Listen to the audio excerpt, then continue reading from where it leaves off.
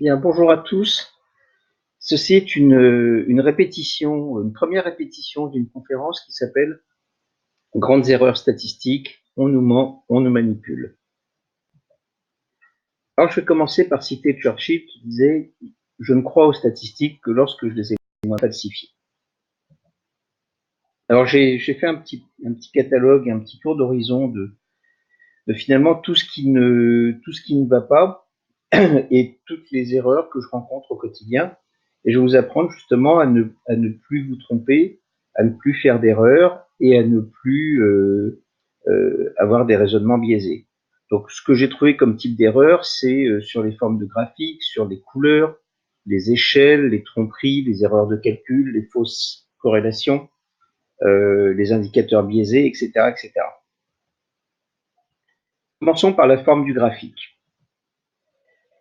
Imaginons que vous ayez une entreprise avec 90% de charges et 10% de bénéfices. J'ai pris ces chiffres complètement au hasard et c'est un exemple fictif que j'ai inventé. J'ai fait sous Excel un diagramme en camembert en 3D. Voilà la présentation que je ferai pour les actionnaires. Voici les mêmes chiffres si je dois les présenter pour les syndicats. Vous voyez que le simple fait de mettre la portion de camembert devant ou derrière va changer la perspective et c'est un biais du cerveau, c'est notre fonctionnement qui corrige automatiquement ce qui ne doit pas l'être et qui va mal interpréter les chiffres. Je vous remontre, c'est les mêmes graphiques, hein, avec les mêmes chiffres. Voilà. Un autre exemple, vous avez ici une portion de camembert à 5% en vert qui paraît démesurément grande et à gauche qui paraît presque aussi grande que la part en bleu alors qu'elle est 2 fois plus petite.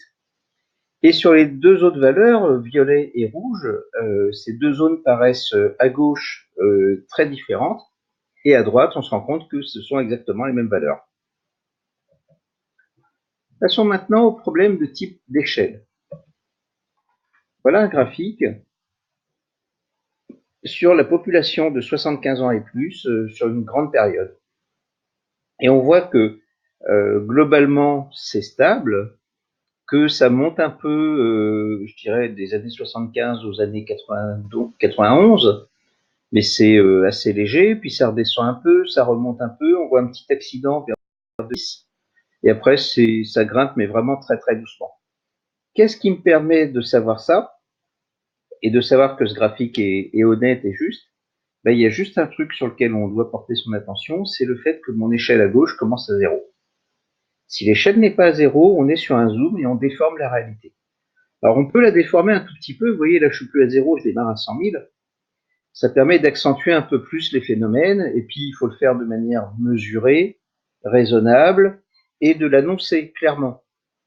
C'est-à-dire que de dire, ben voilà, en zoomant un peu, on observe que en 2006, il y a un petit accident, que il y a une période, une tranche de 90 à 94 où ça descend, 95 où ça descend légèrement, et tout en étant raisonnable.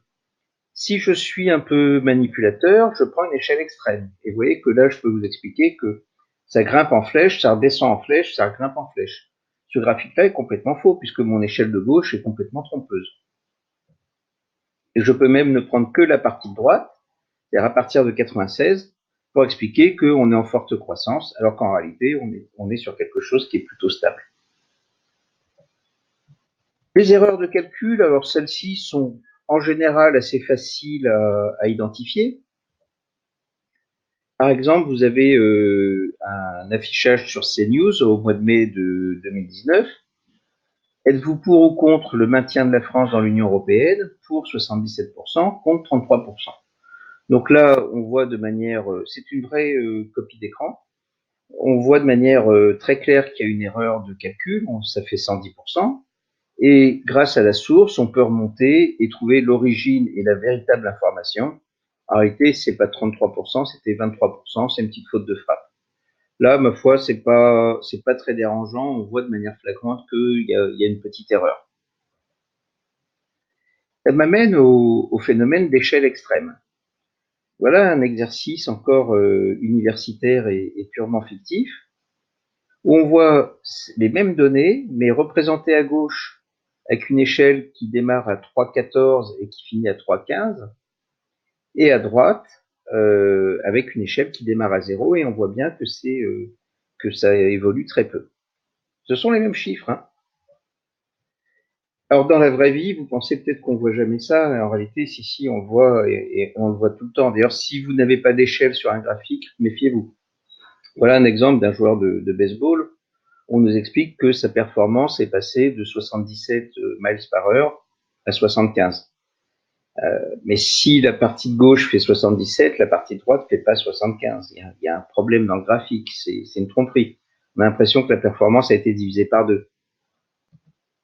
Ou cet exemple sur Fox, la télé américaine qui soutient Trump, si la taxe Bush expire, alors on va passer de 35% à gauche à 39% à droite. Si ce qui est à gauche fait 35%, ce qui est à droite ne fait jamais 39%. Là, c'est de la manipulation, c'est de la tromperie stricte. En France, on fait pareil. Voilà le communiqué de presse de la SNCF suite à la grève de 2018.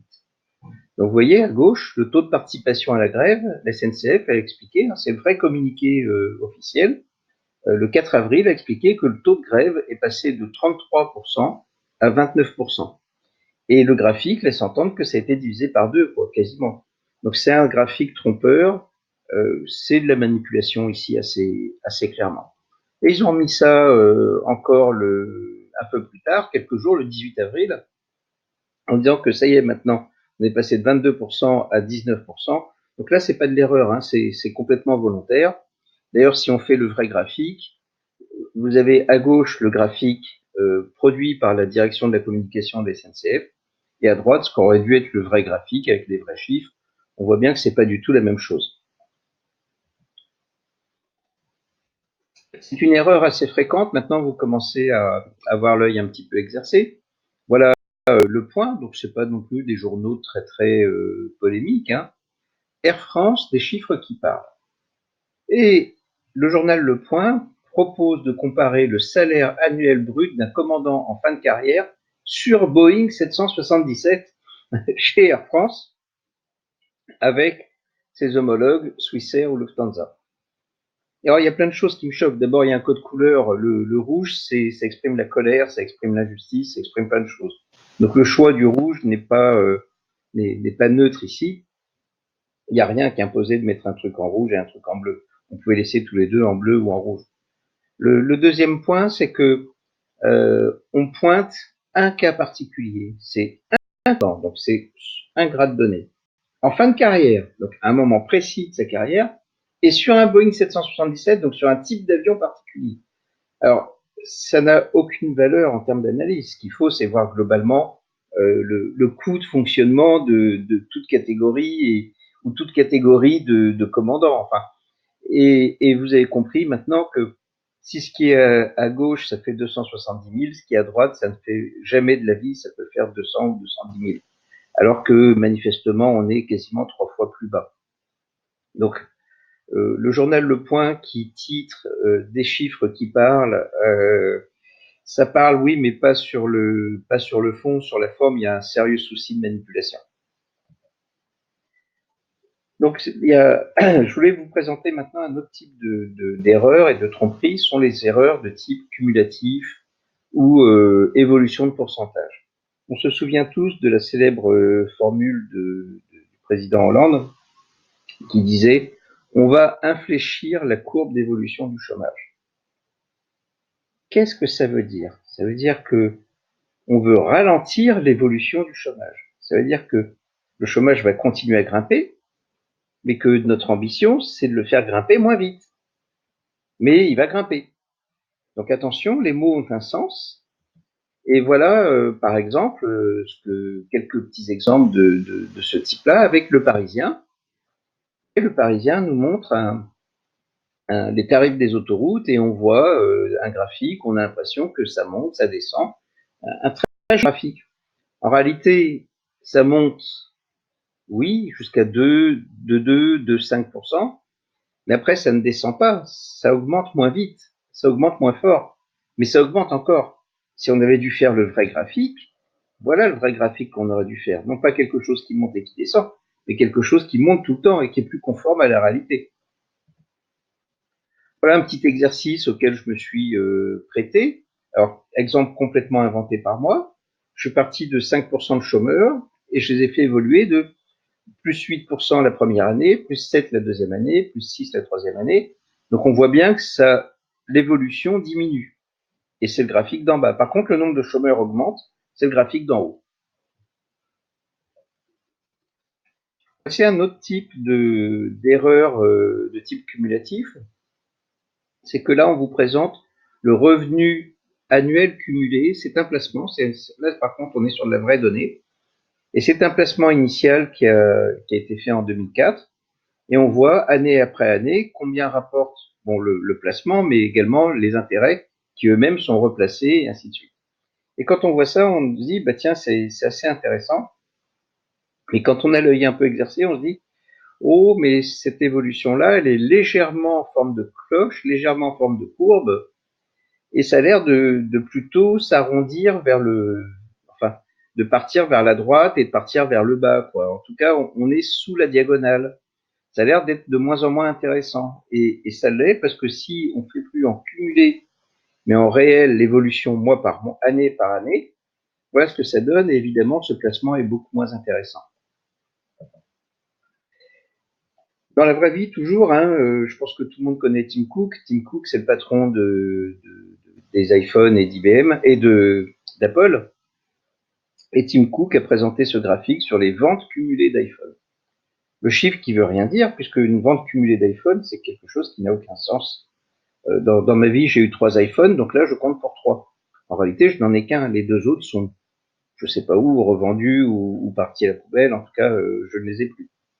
Et vous voyez à nouveau cette évolution en forme de, non pas de droite, mais en forme de cloche. Eh bien, ça n'a pas échappé à l'œil de quelques matheux et statisticiens. Et quand on prend les ventes réelles avec les vrais chiffres, on voit bien que ce que voulait cacher Tim Cook, c'était que les ventes diminuaient. Alors après, il y a peut-être des raisons à ça. Hein. Peut-être que en début d'année, il y a un nouveau modèle qui est sorti et puis le marché s'essouffle un peu. Peut-être, peu importe la raison, mais en tout cas, présenter des chiffres tels qu'il l'a fait, c'est complètement malhonnête. Les tromperies de type graphique, là, on est carrément dans de la tromperie.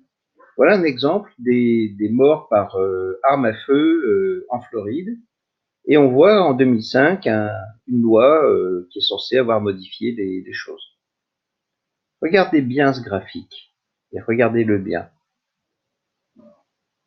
Ouais. Alors, si vous êtes fort, vous avez vu que le graphique est à l'envers, le 0 est en haut et le 800 est en bas.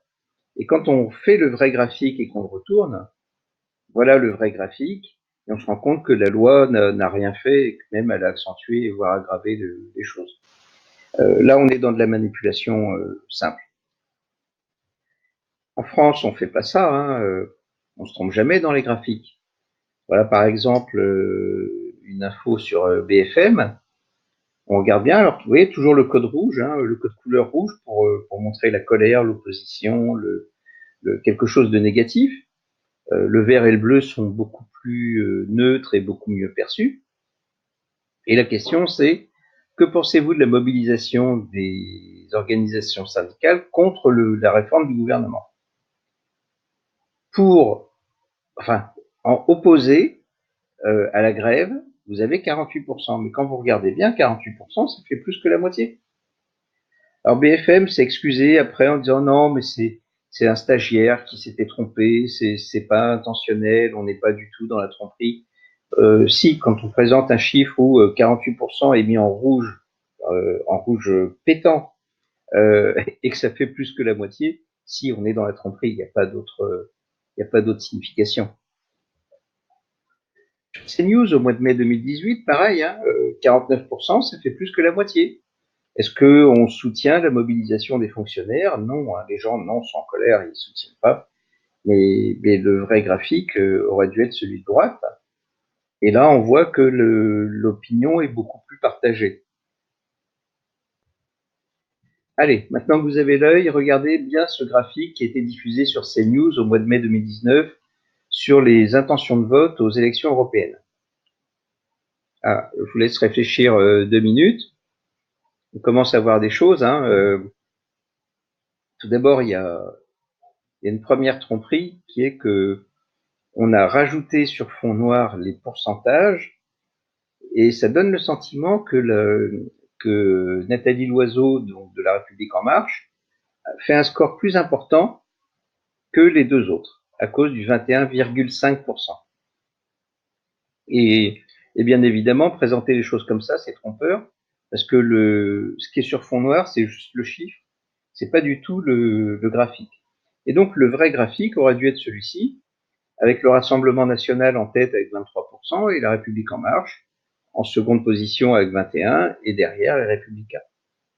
Et si vous regardez encore bien, vous comprenez que si ce qui est en haut, par exemple, ou au milieu, ça fait 21 ou 23%, ce qui est en dessous, ça ne fait jamais 15%.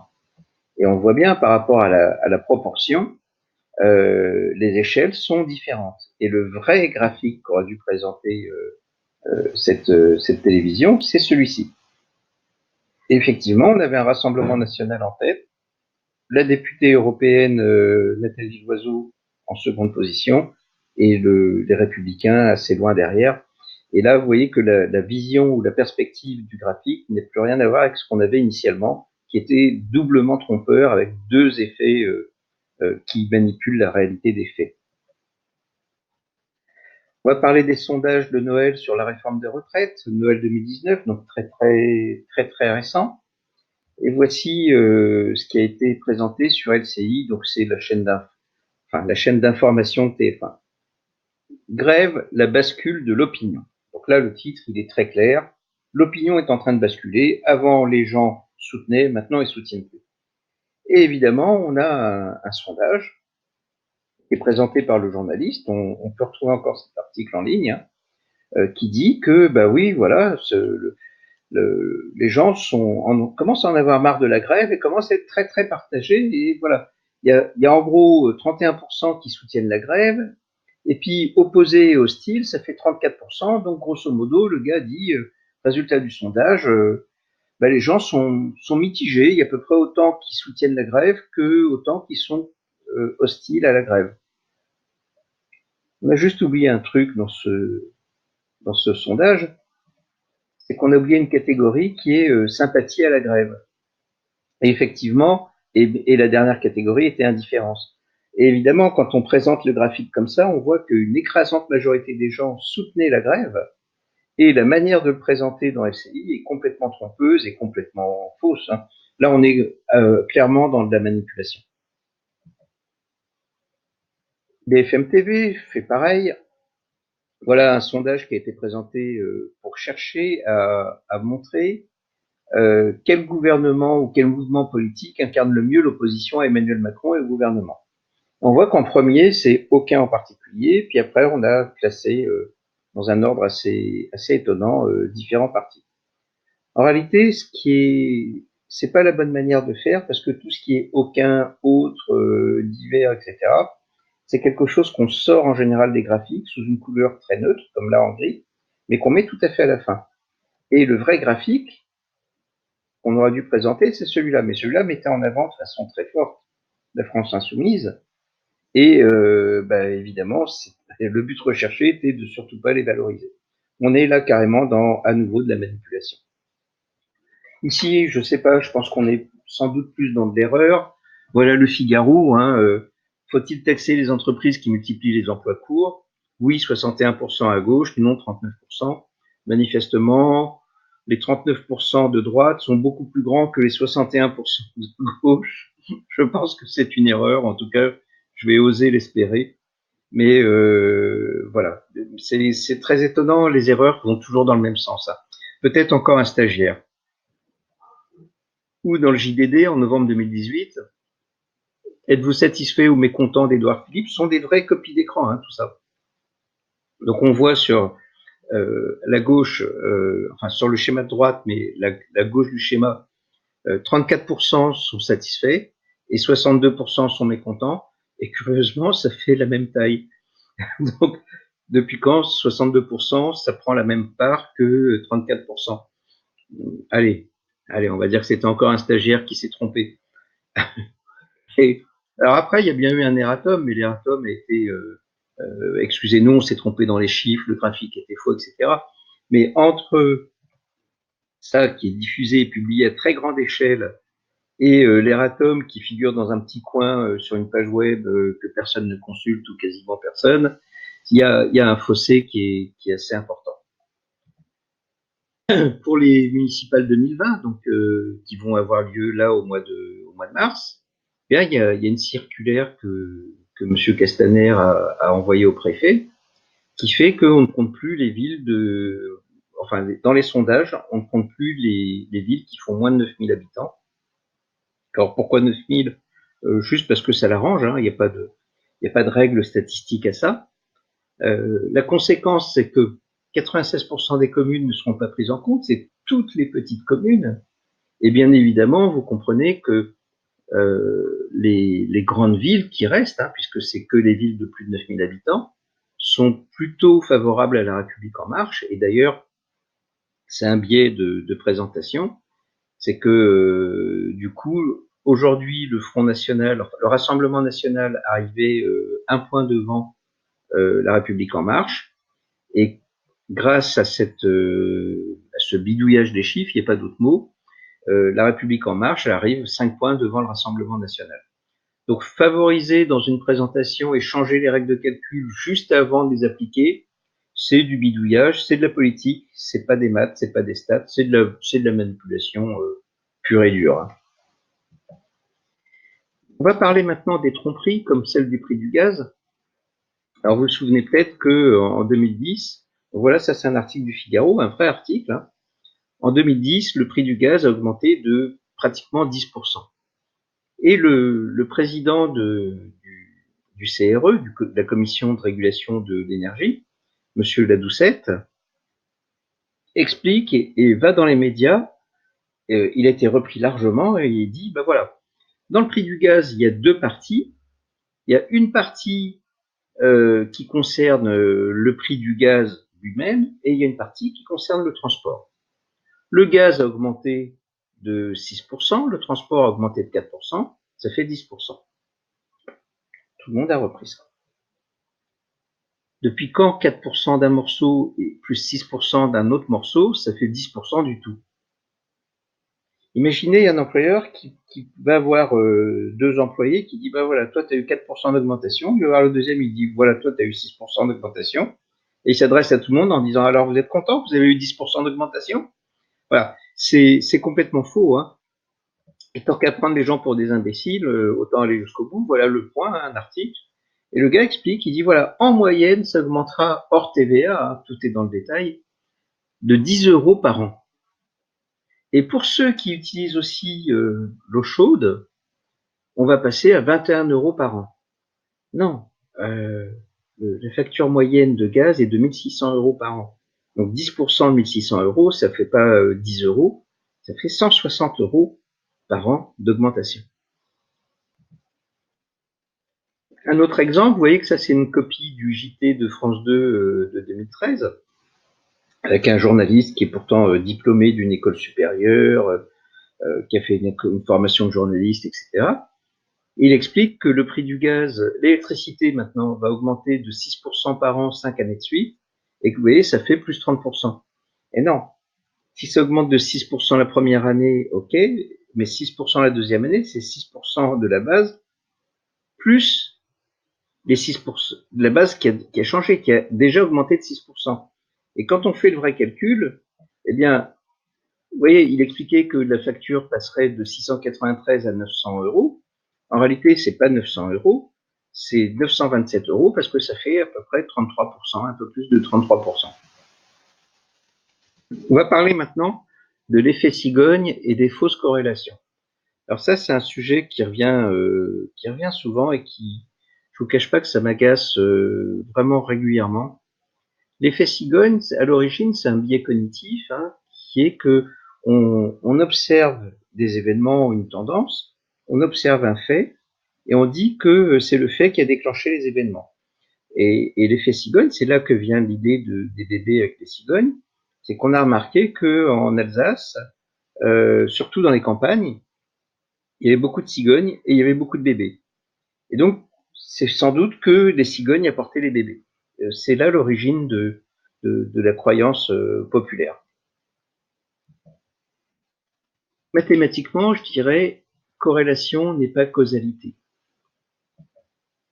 Voici un exemple qui circule beaucoup sur Internet où on dit, ben voilà, regardez, voilà la preuve que c'est l'euro qui est la source de tous vos malheurs. Et voilà un graphique dont les données sont sans doute vraies sur la production industrielle en Allemagne, en France, en Italie. Et on voit, bam, dès la création de l'euro, on a un pic pour l'Allemagne et tous les autres pays qui s'écroulent. C'est pas parce que les autres pays se sont écroulés à ce moment-là que c'est lié à la création de l'euro. Corrélation n'est pas de causalité, c'est l'effet cigogne. Moi, j'ai pris le même graphique et j'ai dit, bah tiens, je vais mettre la fin des minicums. Et donc, je vais accuser, je vais dire, bah oui, mais c'est depuis qu'il y a la fin des minicums que l'Allemagne a explosé et que la France a réduit. Et vous auriez pu mettre n'importe quoi ou n'importe quel événement. C'est pas parce qu'on a un événement qui se produit à un moment donné qu'il est la cause de l'évolution de ce qui se passe après. La causalité, ça se mesure d'un point de vue mathématique et on sait à quoi ça correspond. Mais faire comme ça des amalgames, c'est une erreur. Alors, il y en a beaucoup, d'erreurs comme ça, et c'est même devenu un jeu pour certains étudiants. Aussi, par exemple, deux graphiques fortement corrélés, et vous voyez que quand l'un monte, l'autre monte, quand l'un descend, l'autre descend. En réalité, c'est corrélé à plus de 99%. En réalité, c'est la consommation de margarine et le taux de divorce dans le Maine. Ou alors vous avez celle-ci, très très fortement corrélée, c'est les dépenses sur l'espace, la science et la technologie, avec les suicides par pendaison, strangulation et suffocation. Parfois, on peut s'interroger. Vous avez ici au régional, à droite, à gauche, pardon, les cas de diarrhée aiguë et à droite le vote Front National aux élections régionales de 2015. Effectivement, parfois, on peut se poser la question sur la corrélation ou la causalité. Vous avez également cet exemple qui est que pour montrer l'absurdité de ce raisonnement, où on voit qu'il y a une corrélation entre la pauvreté d'un pays mesurée par son PIB et la taille du pénis. Et moi, quand j'entends régulièrement dans les médias, oui, regardez, en Allemagne, ils ont fait ça, ils ont un chômage qui baisse, ou en Angleterre, ils ont fait ça, ils ont tel résultat, c'est comme si moi j'entendais, ben oui, mais regardez, comme il y a une corrélation entre taille du pénis et baisse du PIB, et ben moi si je vais aller vivre dans un pays plus pauvre, peut-être que mon pénis va grandir. C'est le même niveau de bise en termes de raisonnement. Une corrélation n'est pas une causalité, c'est l'effet cigogne. Et donc c'est pas parce que dans un pays ils ont pris une mesure et qu'il y a eu un événement qui s'est produit derrière qu'il y a une relation de cause à effet entre les deux. On va parler maintenant un peu des indicateurs éventuellement biaisés. Il faut parler du seuil de pauvreté ou du QI. Souvent, notamment dans la presse de gauche, on lit oui, regardez, en France, on a le même seuil de pauvreté, le même taux de pauvreté, donc le même pourcentage de pauvres que dans tel pays, genre Haïti ou des pays pauvres d'Afrique noire. Mais c'est quoi le seuil de pauvreté? À quoi ça correspond? Le seuil de pauvreté, c'est la moitié du revenu médian. Je vous assure qu'on vit bien mieux en France avec la moitié du revenu médian que en Haïti ou dans des pays très pauvres d'Afrique noire avec la même définition. Et donc, la comparaison internationale entre deux pays n'a aucune valeur. Ça n'a aucun point de comparaison possible. Par contre, ces seuils-là, ils sont intéressants. Aujourd'hui, le seuil de pauvreté en France, il doit être dans les 700-800 euros. Cet indicateur-là, il est intéressant dans son évolution. C'est que si on a de plus en plus de pauvres, là, effectivement, et on mesure année après année leur proportion, là, effectivement, on est sur quelque chose qui est vraiment tout à fait intéressant à observer. Mais la comparaison entre pays ne vaut rien, bien sûr. On va parler du QI, le QI, le quotient intellectuel. Comment est construit le QI? Le QI, il est construit pour valoir 100 en moyenne dans chaque pays. Donc, même chose. Le QI moyen en France vaut 100, le QI moyen aux Philippines vaut 100, le QI moyen en Égypte vaut 100, au Pérou vaut 100, et dans tous les pays vaut 100. Parce qu'il est construit comme ça. Et donc, les comparaisons internationales qu'on peut voir à droite et à gauche ne valent rien. Et quand on regarde bien les conditions d'enquête de ces comparaisons, on se rend compte qu'il y a des pays, je me souviens par exemple le Vietnam, qui avait eu un score tout à fait étonnant, mais le test de QI avait été fait sur un Vietnamien. Donc, un Vietnamien représentait à lui seul toute la population vietnamienne.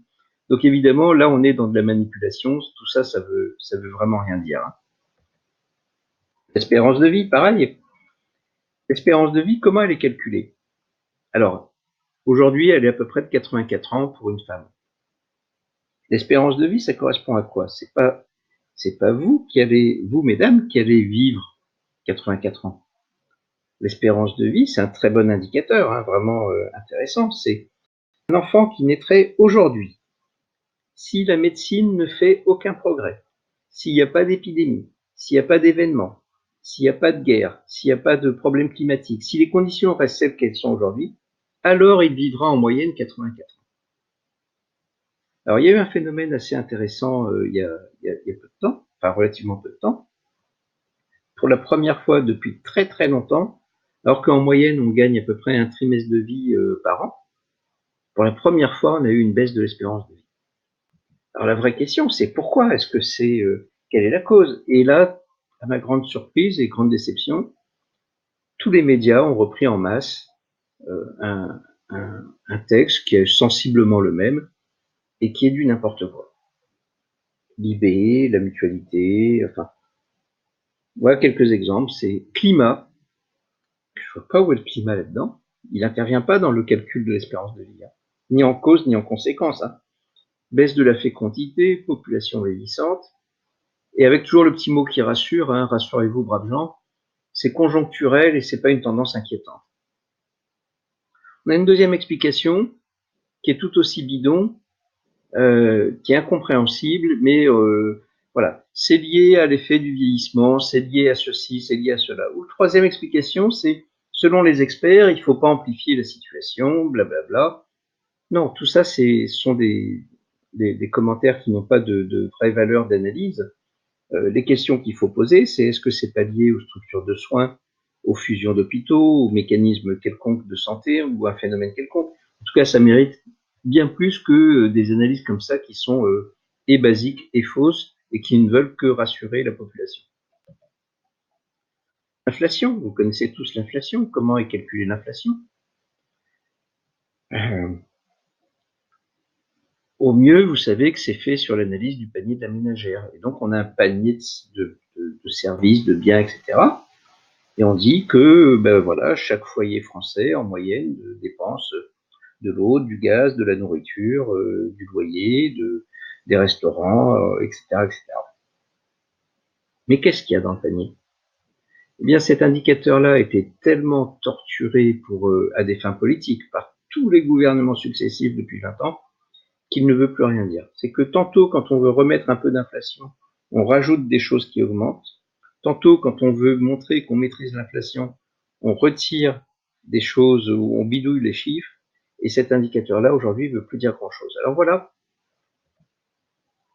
j'ai pris, pour faciliter la lecture, un salaire de 2500 euros. C'est une règle de 3. Si vous gagnez 3, 4 000 ou 5 000 euros ou plus, vous faites une règle de 3 toute simple. Si vous gagnez 2500 euros de loyer, de salaire, sachez que d'après le calcul de l'inflation, vous payez 148 euros de loyer. Vous payez 30 euros de gaz et vous payez 186 euros en hôtel, restaurant, café, etc. Vous voyez bien que ça n'a pas beaucoup de sens tout ça et que c'est complètement bidon. Mais quand on voit ça, on comprend pourquoi il y a quelques années, le gouvernement a validé l'augmentation de 10% du gaz et a baissé la TVA sur les hôtels, restaurants, cafés.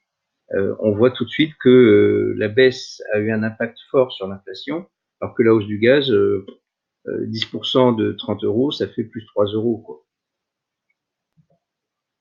Vous avez également ici, poste par poste, de manière beaucoup plus détaillée, on voit qu'il y a un poste qui est déflationniste, c'est-à-dire qui diminue l'inflation et un poste, vous voyez, qui est là sur fond jaune, qui le diminue fortement.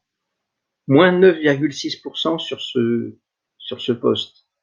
C'est le poste communication. En fait, ce que vous devez savoir, c'est que quand votre opérateur vous fait passer de 5 à 10 mégabits votre connexion Internet, eh bien, les gens qui calculent l'inflation considèrent que vous avez la même chose, vous avez pour le même prix quelque chose qui est 2 fois mieux, et donc c'est déflationniste et ça diminue l'inflation. Évidemment, ça n'a pas beaucoup de sens. On va parler maintenant des erreurs de pourcentage. Voilà, par exemple, les résultats des élections régionales de 2015. Alors, j'ai refait à la louche les listes, parce qu'il y a des listes un petit peu difficiles à étiqueter, des listes nationalistes, des listes diverses, etc. Mais grosso modo, ça donnait à peu près ça. Vous aviez en 2015 27% pour le PS, 27% pour les Républicains, 27% pour le Front National. Mais comme la moitié de la population n'est pas allée voter, puisqu'on avait sur 45 millions d'inscrits, on a eu 22 millions de votants, eh bien, grosso modo, par rapport au pourcentage d'inscrits, c'est la moitié. Je lis dans la presse régulièrement des articles qui disent oui, mais vous voyez, non, le 35% des jeunes ont voté Front National au premier tour, mais en réalité, comme il y a beaucoup de jeunes qui ne sont pas allés voter, c'est en réalité 11,8% des jeunes votant pour le Front National. En réalité, non. C'est une erreur de calculer comme ça. Le Front National, chez les 18-34 ans, a bien fait 35%. Et il y a des expériences qui ont été faites dans ce sens-là, c'est que on a demandé à des non-votants pour qui ils auraient voté a posteriori, hein, pour qui ils auraient voté s'ils étaient allés voter, et on s'est rendu compte que globalement, ils avaient voté pareil que la population d'origine, le vote d'origine. D'ailleurs, si vous voulez vous convaincre de ça, il suffit de voir que tous les sondages politiques sont faits sur à peu près 1000-1500 personnes sondées. Là, on a eu quand même 22 millions de personnes qui se sont exprimées. Donc, statistiquement, c'est ultra précis et ultra valable. Je vais vous parler maintenant de choses un peu plus compliquées et notamment d'un phénomène qu'on appelle le paradoxe de Simpson. Alors le paradoxe de Simpson, j'ai pas résisté, j'ai mis forcément une photo des Simpsons, mais ça n'a rien à voir. C'est parce que l'homme qui a découvert ce phénomène s'appelle Simpson, et il y a même deux personnes, il y a Yule et Simpson, donc on parle parfois du paradoxe de Yule-Simpson. Voici les résultats d'une enquête et d'une étude qui a été faite. On a des tumeurs qui peuvent être traitées par médicaments ou par chirurgie. Et donc en vert, c'est lorsque le traitement a été couvert de succès, et en rouge, c'est lorsque le traitement n'a pas fonctionné. Et on regarde. Les grosses tumeurs, eh bien, quand elles ont été traitées par médicaments, on a 49% de réussite. Quand elles ont été traitées par chirurgie, on a 63% de réussite. Donc, on conseillerait plutôt la chirurgie. Les petites tumeurs, eh bien, quand on les traite par médicaments, on a 82% de réussite.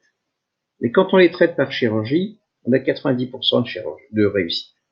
Donc, à nouveau, c'est la chirurgie qui fonctionne le mieux. On a envie de dire, ben voilà, quelle que soit la taille de la tumeur, petite ou grosse, finalement, c'est toujours la chirurgie qui gagne et qui est le traitement adapté.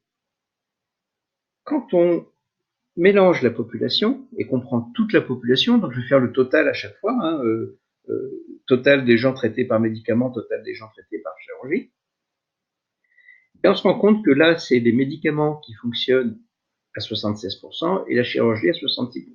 La conclusion est inversée. Alors c'est un phénomène qui est connu en stats, qui est assez étonnant, qui est lié aux disparités. C'est qu'en fait, dans les études, vous voyez que les petites tumeurs sont surtout traitées par médicaments, les grosses tumeurs sont surtout traitées par chirurgie, et que, à l'inverse, donc, les grosses tumeurs médicaments et petites tumeurs chirurgie, et bien il y a des très petits effectifs, à peu près d'une centaine à chaque fois. Et donc, on introduit un biais, c'est un biais cognitif qui est assez particulier, c'est ce qu'on appelle un facteur de confusion, et on trompe un peu les statistiques, donc il faut être prudent dans les statistiques. Et un exemple classique de facteur de confusion, c'est qui est donné d'ailleurs et qui est très bien repris dans Sciences étonnantes, c'est bah oui, voilà, ceux qui redoublent, c'est pas intéressant de redoubler parce que globalement, ils réussissent pas mieux que les autres au bac. Eh oui, mais ceux qui redoublent sont a priori des gens qui ont un peu plus de difficultés, et donc c'est normal qu'ils ne réussissent pas forcément mieux au bac. Oui, donc c'est un raisonnement qui est biaisé, et là on est dans ce phénomène-là, et c'est ce qu'on appelle le paradoxe de Simpson. Les analyses biaisées maintenant, je vais juste vous prendre un exemple avec le Shinkansen. J'ai été reçu il y a quelques années par le président de l'ARAFER qui était tout à fait charmant. Donc l'ARAFER, c'est l'autorité de régulation des chemins de fer. Et je lui disais, mais monsieur, je comprends pas. En France, je suis en retard tous les jours, tous les jours, tous les jours, sans exception. Au Japon, avec le Shinkansen, donc qui est le TGV japonais, le retard moyen sur l'année, donc sur une très grande période, est de 6 secondes. Pourquoi nous, Français, on n'arrive pas à faire ce que font les Japonais? Et ce monsieur me répond très sérieusement, il me dit, mais monsieur Nakache, au Japon, si vous comparez un Tokyo-Kyoto qui fait à peu près la même distance qu'un Paris-Lyon, le coût est 2 fois plus élevé pour le billet. Et donc, c'est normal, ils ont plus de moyens et donc beaucoup moins de problèmes. Et voilà pourquoi les TGV japonais, le Shinkansen, ont beaucoup moins de problèmes et arrivent plus souvent à l'heure. Ce qu'a oublié de préciser ce monsieur, et j'ai pas osé le reprendre, c'est que le niveau de vie des Japonais est deux fois le nôtre. Les salaires sont doubles, le coût de la vie est double, les restaurants coûtent le double, tout coûte le double. Donc le fait que le prix d'un billet de TGV coûte le double n'est pas choquant, c'est proportionnel au salaire des gens de là-bas. C'est-à-dire qu'il faut aussi ramener les choses dans leur contexte. Et ça, c'est une erreur qu'on voit fréquemment. Sur la moyenne et les effets de bord, je vais passer. Sur les erreurs de calcul, je vais passer. Je reviendrai là-dessus. On a également des chiffres qui ne veulent rien dire. Par exemple, voilà un article récent qui dit sur RTL, les Français ne travaillent que 630 heures par an, un record selon l'OCDE. Alors je suis allé voir comment est calculé, parce que les Français qui travaillent pas beaucoup, c'est un peu un cliché, ce qui sort souvent d'ailleurs en période de grève. Et en fait, ils ont pris le nombre total d'heures travaillées en France, alors je ne sais pas sur quelle base, mais admettons, ils ont divisé par le nombre de Français. C'est-à-dire incluant les chômeurs, incluant les non-actifs, incluant tout le monde. Et donc, bien évidemment que cet indicateur-là n'a aucun sens.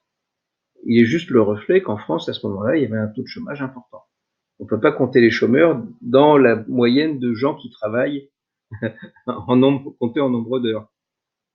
Ou alors un article qui a été publié en septembre 2018, Sécu, donc c'est Le Monde, celui-là, en 2019, premier budget en excédent depuis 18 ans. Bravo notre gouvernement, enfin un budget en excédent. C'est un budget, c'est pas le réaliser. Des budgets en excédent, on en a déjà eu des dizaines. Et d'ailleurs, la Sécu est encore déficitaire fin 2019, selon le gouvernement.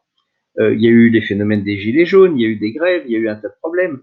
Et donc, annoncer qu'on a voté un budget en équilibre ou en excédent, ça ne veut rien dire. Ce sont des promesses électorales, c'est de la politique.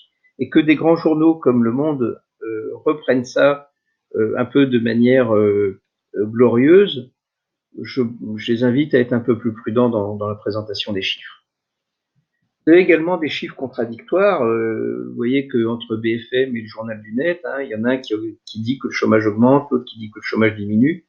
Donc c'est assez étonnant de voir des chiffres contradictoires. Et honnêtement, les chiffres de l'INSEE sont sans doute parmi les plus fiables. L'INSEE a encore, à mes yeux, beaucoup de crédit et beaucoup de sérieux dans ses analyses. Vous avez un autre exemple ici, c'est l'augmentation des accidents par accident de la route.